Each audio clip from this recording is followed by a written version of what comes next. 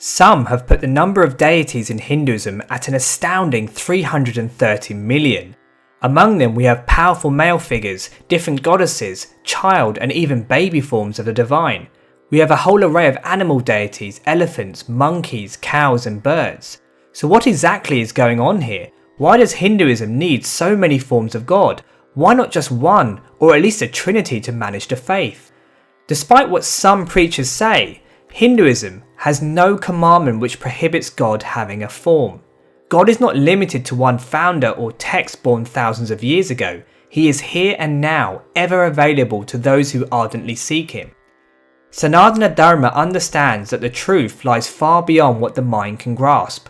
But at the same time, this one God, one reality, one personality can be revealed in any number of ways. If there is one thing we can conclude from creation, it is that God loves diversity. No two people are exactly the same. There are millions of species of life, and there are endless stars and galaxies. The vast array of gods and goddesses are indicative of the infinite nature of divinity. In Hinduism, there is an inherent appreciation that although God is unknown, he possesses endless qualities and attributes. These attributes are portals to another realm. They are realities that we can participate with. They are energies that manifest, and above all, they are actual personalities that we can love and adore. We must understand that ultimately Hindus are not looking to just survive God, to avoid damnation and attain eternal pleasures. Instead, they are looking to rise to a higher state of consciousness and know the truth, to know God himself.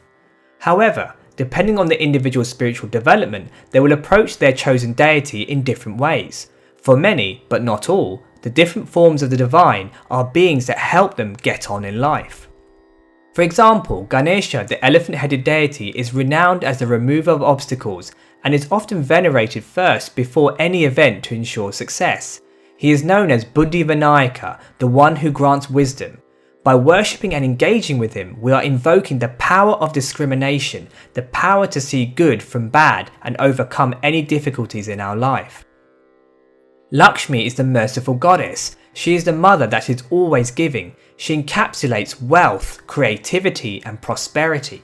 By praising and gaining her blessings, we actively participate with that reality. We invite affluence and fortune in our life. For Hindus, the presence of God can also be revealed through nature. The great rivers that provide water and sustenance are deified as goddesses, like the Mother Ganga. The cows that provide milk and sustain farming practices are also venerated as sacred.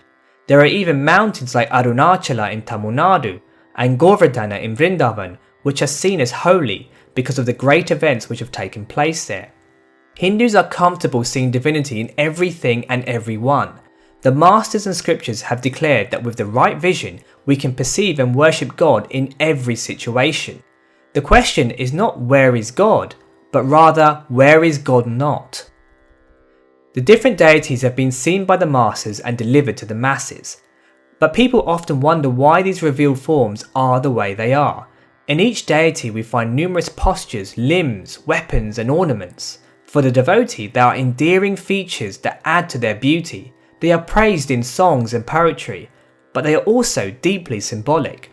For instance, Shiva is often depicted in a meditative pose with eyes half open, showing that he is detached from the ways of the world. His body is smeared with ash from the crematorium, showing how he has mastered death. Between his eyebrows he possesses his third eye, the inner eye of wisdom which perceives the truth beyond this material world. He is decorated in serpents which stand for his absolute mastery of the ego and all negativity. The varied imagery, however, is not meant to just be superficially decoded. Ancient rishis understood that these symbols carry the potential to penetrate deep into our psyche and produce a profound effect. They can awaken aspects of ourself and cause a change that dry philosophy and theology could never achieve. Along with each deity we find a whole body of literature, often in the Puranic scriptures. There are various stories showing their different pastimes. We read about how they conquered demons, rescued those in distress, and bestowed blessings to their devotees. We can look at these in different ways. For some, they are actual real events to get absorbed in and enhance their devotion. For others, they are deeply symbolic, holding powerful life lessons. Whereas some minds might insist on such stories being either fact or metaphorical, Hindus are very comfortable accepting both views at the same time, an idea we will be exploring in the next video. Although Hindus will often approach the different deities for material benefits, the highest goal is to realize the divine's presence within and know God in truth beyond the mind and physical existence. To do this, one has to nurture one's BHAVA, or emotional connection. Without this BHAVA, we will never sincerely be able to connect with God. Simply worshipping and performing rituals in a dry, mechanical way will not open the gates to the supreme reality. It is a deep, sincere connection that pulls God to reveal himself through the deity. The devotional traditions acknowledge that every individual sees things differently. There is an understanding that we all have a unique BHAVA and will relate to God through that particular lens. The different bhavas we carry will mean we will be attracted to various deities in different ways. For some, God has to be Krishna, the mischievous, all-attractive person who lived in Vrindavan and won the hearts of all those around him. For others, the ultimate reality is Kali, the wild, untamed mother who destroys all negativity and is ever compassionate.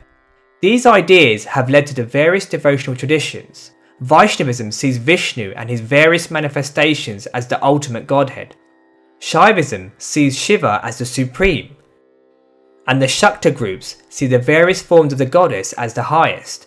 Each tradition is a response to the feeling of devotees, and each tradition has a long lineage of masters who have embodied the highest devotional states for that deity.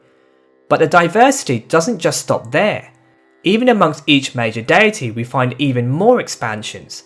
For instance, Vishnu has a number of avatars or incarnations like Krishna, Rama and Narasimha. Narasimha is the half-lion, half-man deity, who is fierce and full of rage, ready to protect his devotees and destroy all evil influences. But even the incarnation of Narasimha has other forms.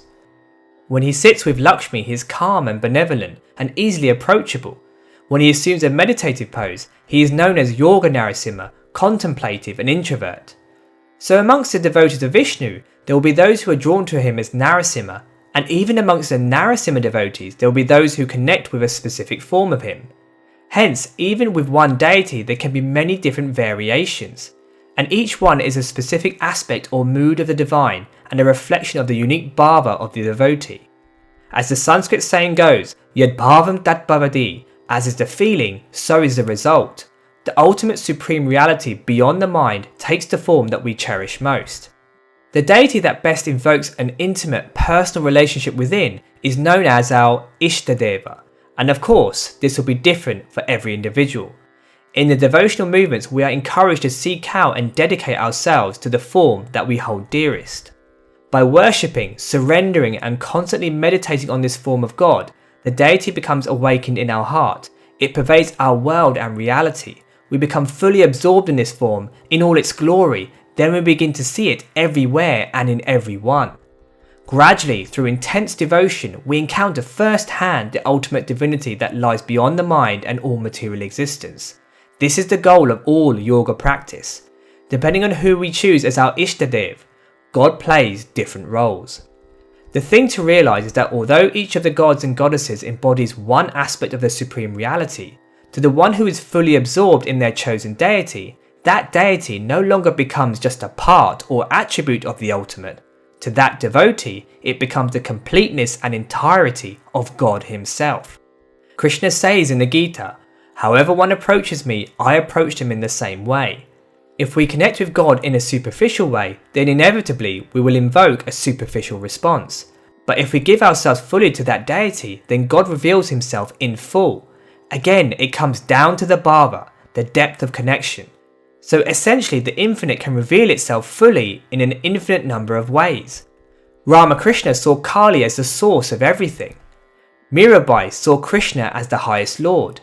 Each saint and master realized the truth through different deities. Such masters have taught and shown that worship of one's chosen form of God is a powerful spiritual practice that makes the ultimate become intimate.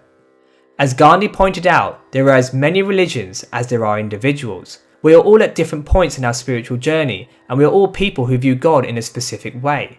Hinduism is a culture that meets the needs of every person. It is this pluralistic and open stance that makes Sanatana Dharma unique among the world faiths. One of the greatest things that can happen to an individual is that they find that connection with their chosen deity, that they foster a deep relationship with that form of God. Such a relationship effortlessly steadies the mind and draws the distant transcendent divinity to the seeker.